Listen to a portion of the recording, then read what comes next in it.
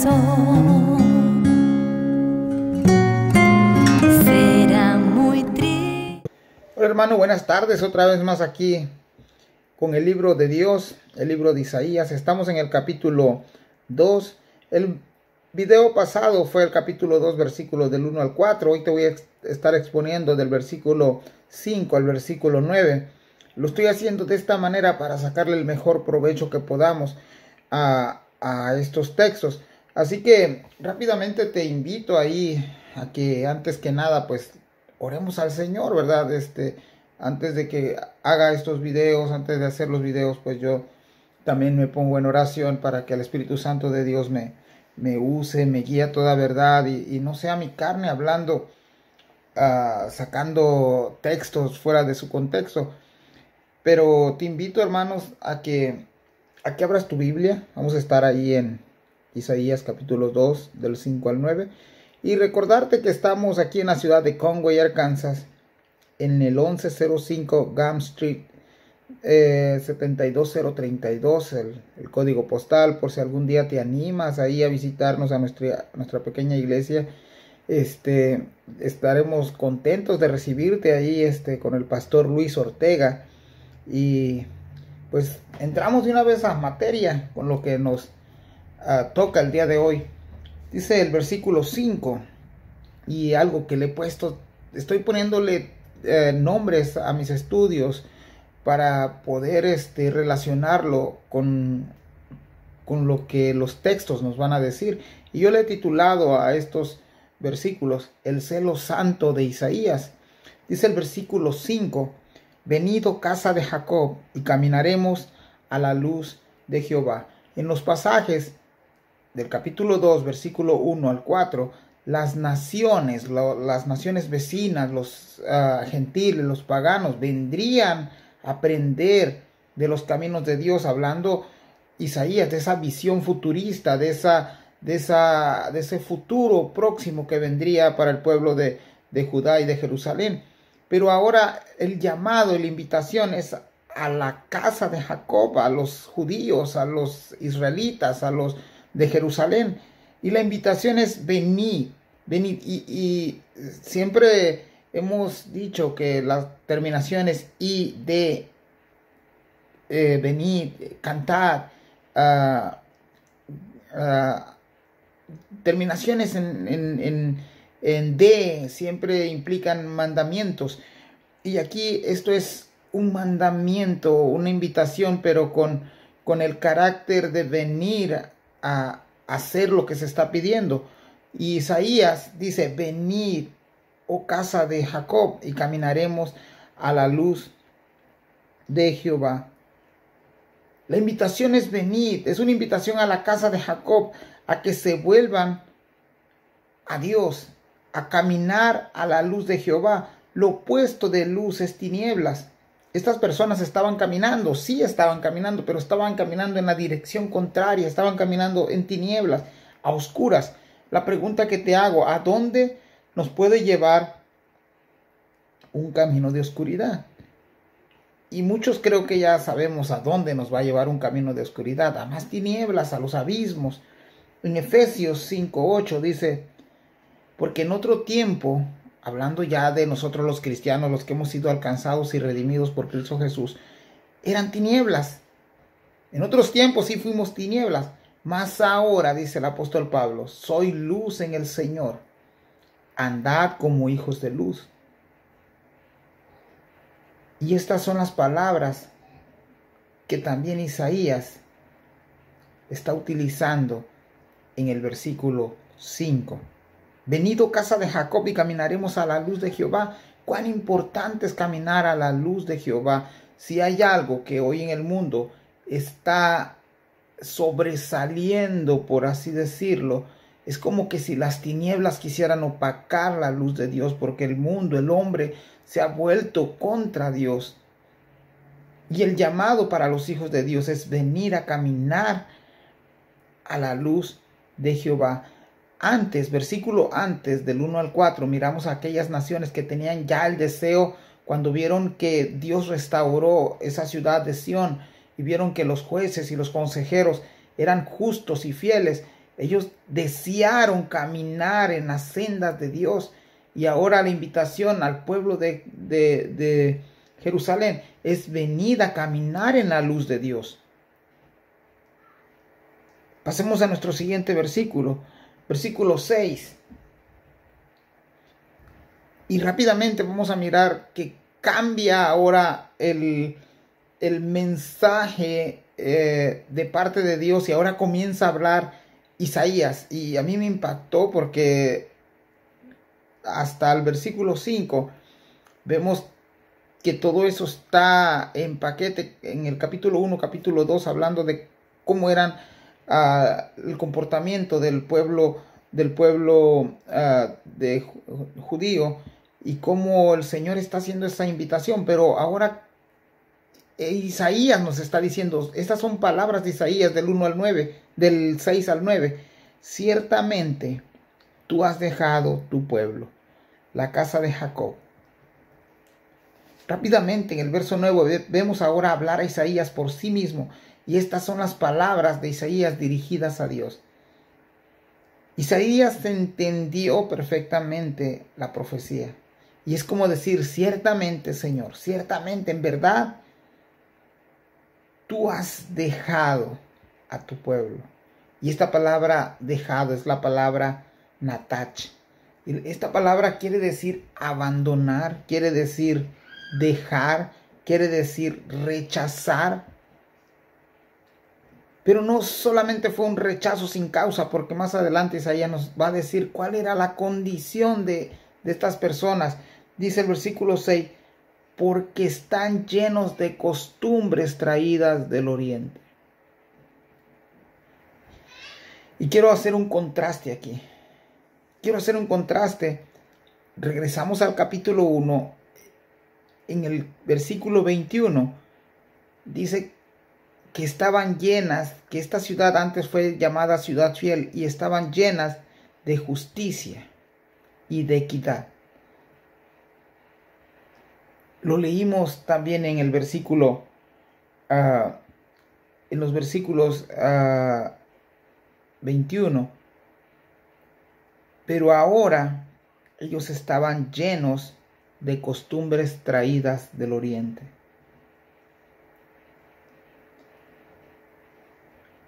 Habían dejado la ley de Dios, habían dejado de ser llenos de la justicia por llenarse de costumbres del oriente. En Jeremías 10:3, vayamos a Jeremías 10:3 ahí, para ir mirando que la Biblia hable por sí sola. Jeremías 10:3 dice, porque las costumbres de los pueblos son vanidad. Y hemos aprendido ya por libros anteriores que la palabra vanidad es una ilusión. Pero hay otros significados para la palabra vanidad. También quiere decir inútil. También quiere decir algo, es como una ilusión que pronto pasa. Algunas traducciones también traducen esta palabra vanidad como un humo que rápidamente se escapa. Y aquí está diciendo, porque están llenos de costumbres traídas del oriente. Ahora recordemos que los vecinos de oriente eran las siguientes ciudades. Eran la ciudad de Asiria, era la ciudad de Babilonia, y por supuesto al lado tenían también a los filisteos. Pero no eran costumbres buenas, porque pudiéramos decir y concluir que todas las costumbres en sí son malas, pero hay costumbres que no son malas. Pero aquí Isaías se está dando cuenta de la gravedad del asunto y saca a la luz cuáles son estas costumbres. Dice, llenos de costumbres traídas del oriente y de agoreros. ¿Qué son los agoreros? ¿Qué son los agoreros? Bueno, los agoreros, algunas traducciones lo van a traducir como adivinos, y otras traducciones lo van a traducir como inclinados a la brujería. Eso era la práctica, la costumbre de estos pueblos. Y agrega también Isaías en el versículo 6, como los filisteos, y pactan con los hijos de extranjeros. Ahora, volviendo a lo que son los agoreros, Deuteronomio 18, 14. Ve conmigo ahí a Deuteronomio 18, 14. Y dice de la siguiente manera. Deuteronomio 18, 14. Porque estas naciones que vas a heredar a agoreros y adivinos oyen, mas a ti no te ha permitido esto Jehová tu Dios. Estaba y está hasta la fecha estrictamente prohibido por aquellos que son hijos de Dios, a que no deberíamos de oír a los agoreros ni a los adivinos. Y si había alguna duda, ¿quién lo decía? Dios mismo firma este decreto en el 18:14 de Deuteronomio. Dice, mas a ti no te ha permitido esto Jehová tu Dios. O sea, no viene de alguien, de un hombre, este decreto, este mandamiento, es de parte de Dios mismo, que no iba a permitir que el pueblo se mezclara, se inmiscuyera con costumbres paganas. Entremos al versículo 7.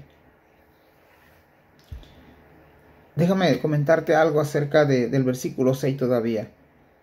Dice, y de agoreros como los filisteos, y pactan con hijos de extranjeros. Ahora, esto de pactar es de hacer negocios, de estar haciendo negocios de un lado a otro. Ahora, ¿habrá algo de malo hacer negocios con personas extranjeras que no son de tu misma raza, de tu mismo color? Claro que no, no lo hay.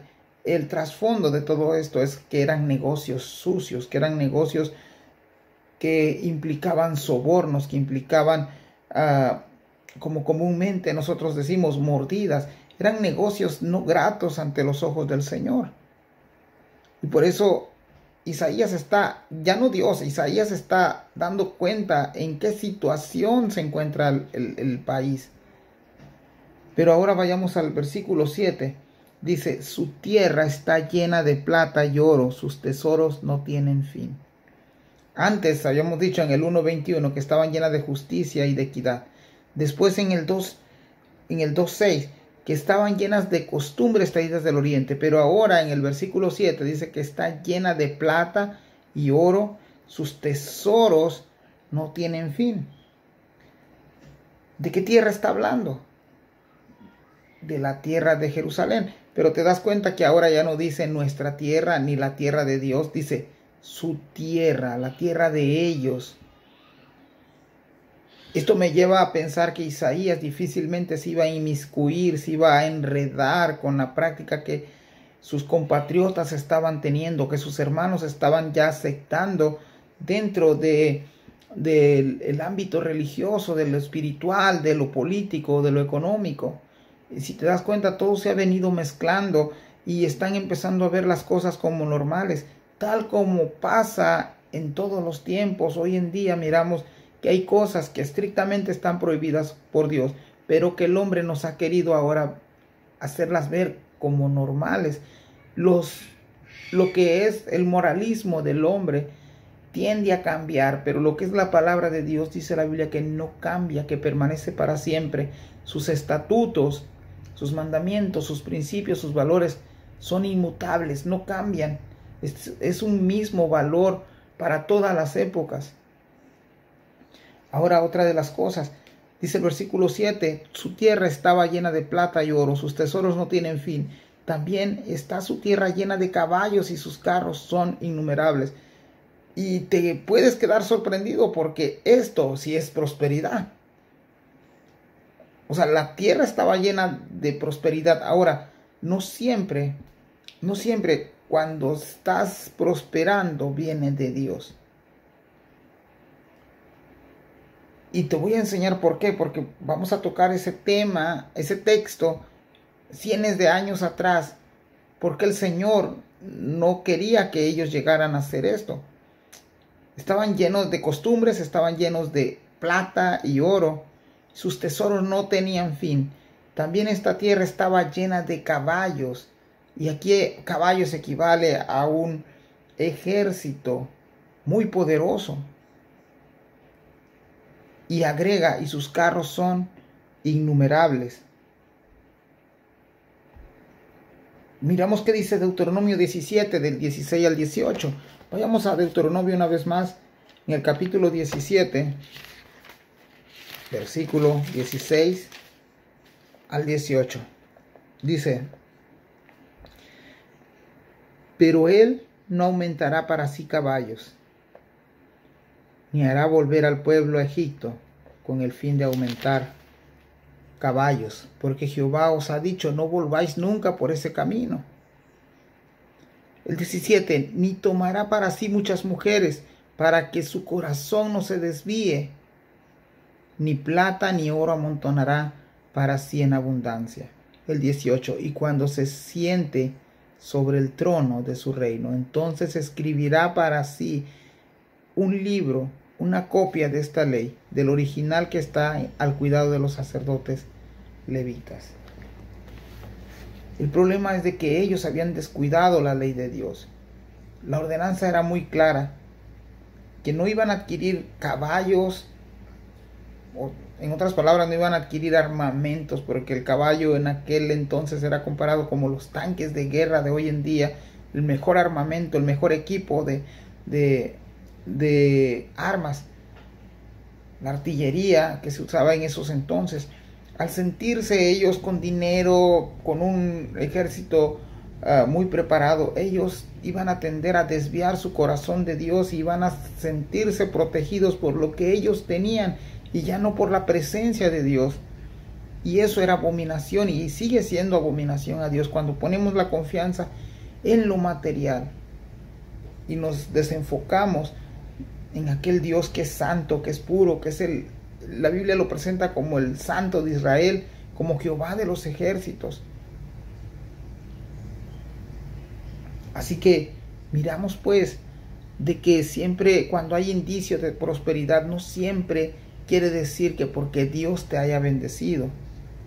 Algunas veces sí, Dios permite que estos bienes materiales o económicos vengan a nuestra vida, pero una de las cosas es de que tenemos que aprender, dijo el apóstol Pablo, a estar arriba y estar abajo. Dijo el apóstol Pablo que hubieron situaciones en las que él estaba muy bien, pero hubieron otras en las que estaba muy mal y tenía que pasar persecución y hambre. Mas sin embargo, dice, a todo me he adaptado, en todo he sido enseñado, decía el apóstol Pablo. Y recordemos que muchas veces cuando acaparamos muchos tesoros, lo menos que quieres es irte. El cristiano debemos de tener en mente que en este mundo solamente vamos de paso, que nuestra morada eterna está donde esté Jesucristo. Ahora, una de las cosas, muchos pueden decir, entonces la prosperidad es mala. Claro que no es malo. Todo viene de Dios.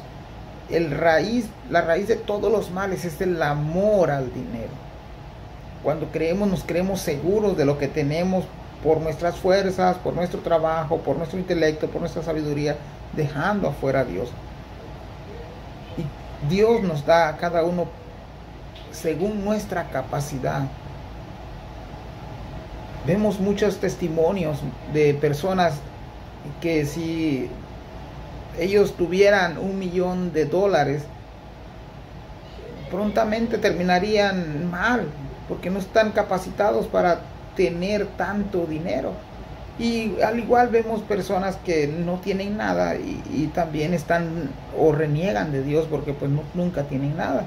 Entonces Dios ha prometido siempre ser nuestra provisión.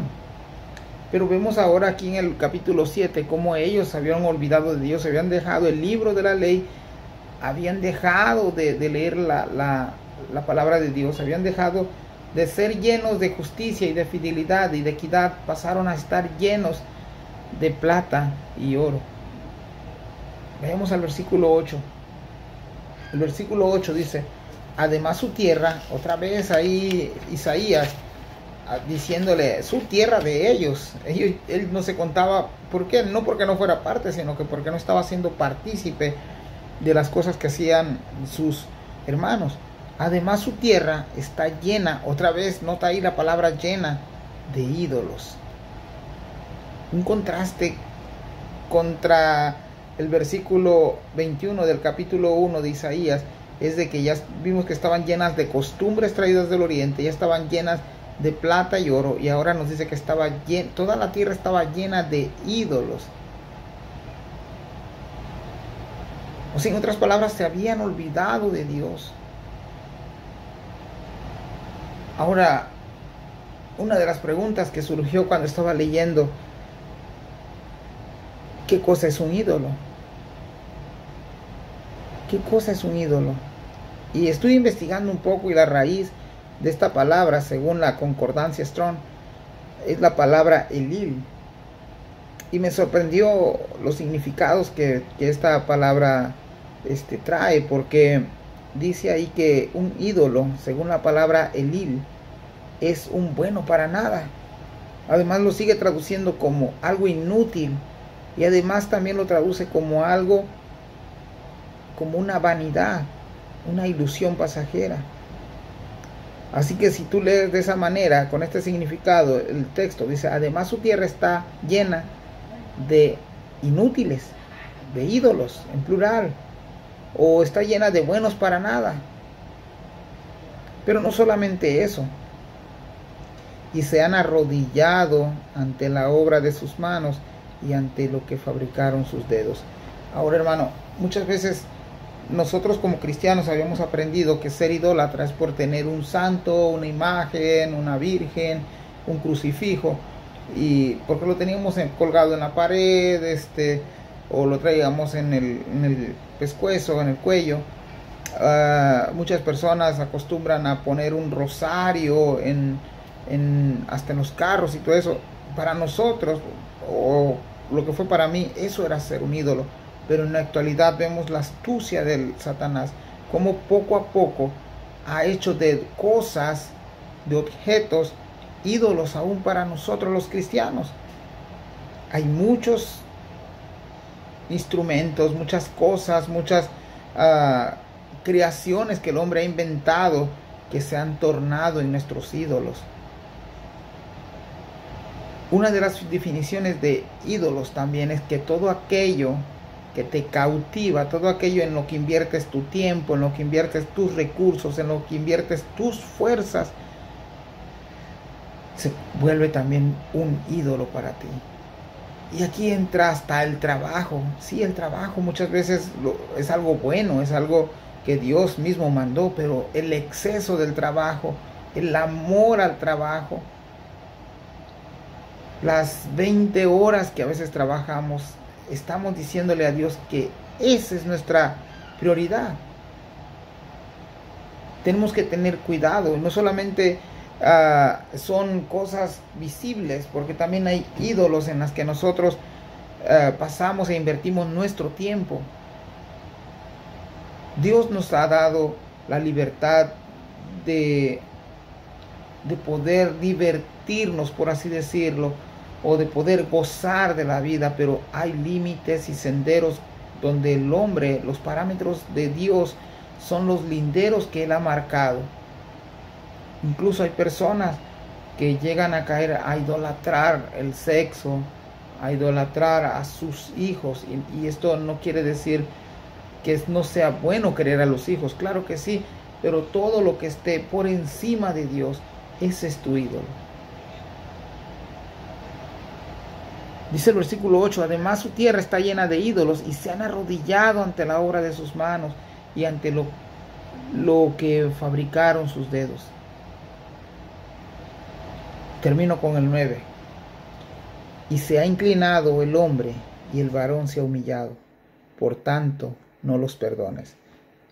Y te decía, es un texto, ya son palabras de Isaías. Continuará hablando Isaías hasta el versículo 5. Se terminó la parte de la visión, de la profecía que Isaías quería comunicar al pueblo. Y a partir de ahí comienza a hablar por parte de él. Claro, inspirado por el Espíritu Santo.